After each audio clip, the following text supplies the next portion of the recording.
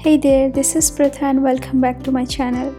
Today I'll share Panchforon that I use mostly in my Bengali style recipes. You can read the health benefits as well.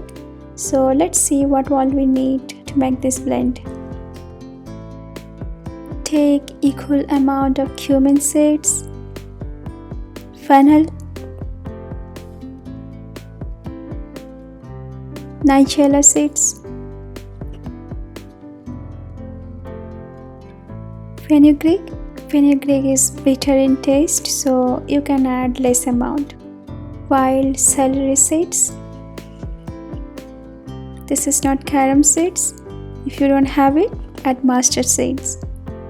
If you have not tried this combination yet, give it a try and see the magic. Hope you liked it. Do check my other recipes as well. Do subscribe to my channel if you like my way of cooking. Thank you for watching.